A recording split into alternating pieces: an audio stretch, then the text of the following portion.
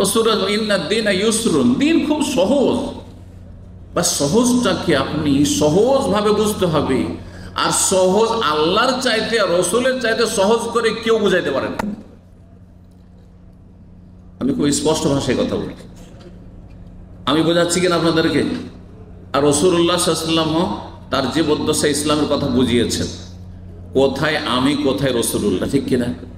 তা আপনি হাদিসের কথা বুঝতে পারেন না, হাদিস বুঝে আসবে না।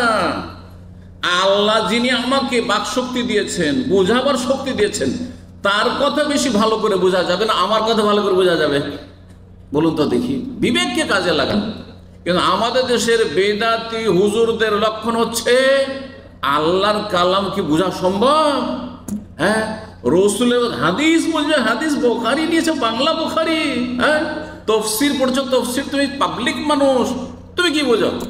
তুমি কামলা, তুমি আবার সৌদি আরবে কাজে গেছো, তুমি আবার ইসলামের কি বোঝো? কোন মাদ্রাসায় পড়েছো?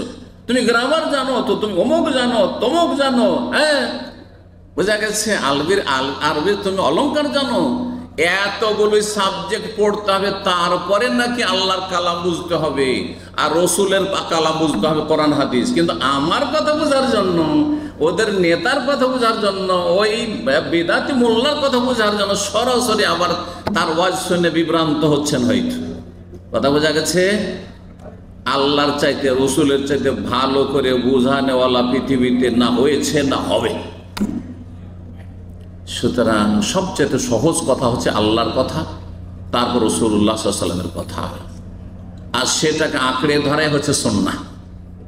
আপনি কোরআন হাদিস মোতাবেক জীবনযাপন করবেন। দলিলে আছে, শির নত করে আপনি আমল করবেন। নেই প্রমাণ নেই, আল্লাহ থেকে কোরআনেও নেই, রসুলের হাদিসও নেই। 4 খলিফা পর্যন্ত অনুমতি দেওয়া হয়েছে যে তাদের সুন্নাত। কেন?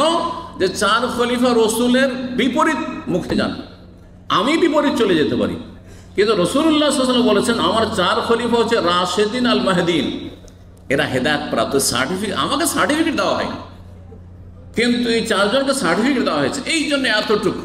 নাহলে তারাও নবী রসুল না, তারাও নবী রসুল না।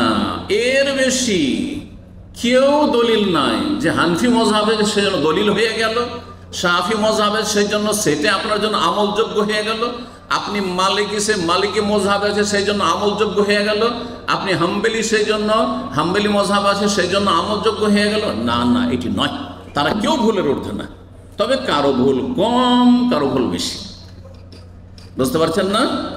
কারো ভুল কম, কারো ভুল বেশি। কারো শতকরা 50টাই ভুল, আর শতকরা কারো 5টা ভুল, কারো শতকরা 1টা ভুল। এইটুকুর পার্থক্য থাকতে পারে, কিন্তু ভুলের ঊর্ধ্বে একমাত্র মহান আল্লাহ রাব্বুল আলামিন, একমাত্র তাঁর প্রিয় রাসূল সাল্লাল্লাহু আলাইহি ওয়াসাল্লাম। এই যে নবী মাসুম ছাড়া আর কেউ নেই। এটি হচ্ছে আহলে সুন্নাত ওয়াল জামাতের আকীদা, কোরআন সুন্নাহর অনুসারীদের আকীদা।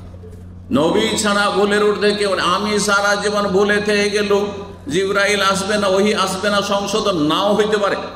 আমি হয়তো চেষ্টা করলাম না, অথবা চেষ্টা করেও ব্যর্থ হইলাম, কিন্তু নবী সাল্লাল্লাহু আলাইহি ওয়াসাল্লামের ভুল হইলেই বা কিছু হইলেই সাথে সাথে ফেরেশতা আছে আল্লাহর পথে আসার জন্য, যে আল্লাহ বলছে যে এটা নয়, ওইটা করতে হবে। এবার বোঝা গেছে? জি। সুতরাং নবীকে যখন আল্লাহ মহান মর্যাদা দিয়েছে, মানব জাতির মধ্যে সবচেয়ে বড় মর্যাদা মুহাম্মদুর রাসূলুল্লাহ সাল্লাল্লাহু আলাইহি ওয়াসাল্লাম সাইয়্যিদুল মুরসালিন খাতামুন নবীন, তাকে দেওয়া হয়েছে। সুতরাং তিনি সার্বিক জীবনে অনুসরণীয়, আর কেউ না। সুতরাং তার তরিকা ছাড়া আর কোনো তরিকা অচল চলবে না। ভালো করে শুনে রাখেন, কথাগুলি বোঝার চেষ্টা করেন এবং দিন চর্চা করেন, দিনকে গরজ করেন। কারণ জান্নাতের বিষয়টি, হ্যাঁ, জাহান্নামের বিষয় যদি গরজ করেন তাহলে জান্নাতে যাওয়া সহজ হয়ে যাবে।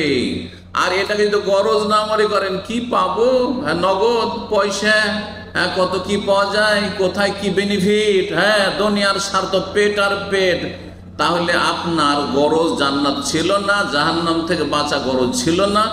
সুতরাং ফালাহু মানাওয়া, যা নিয়ত ছিল সেই পেয়েছেন, দুনিয়া পেয়েছেন, আখিরাত থেকে বঞ্চিত হবেন, আখিরাতের নিয়ামত থেকে, জান্নাত থেকে বঞ্চিত হবেন। আল্লাহ যেন বোঝার তৌফিক দান করেন।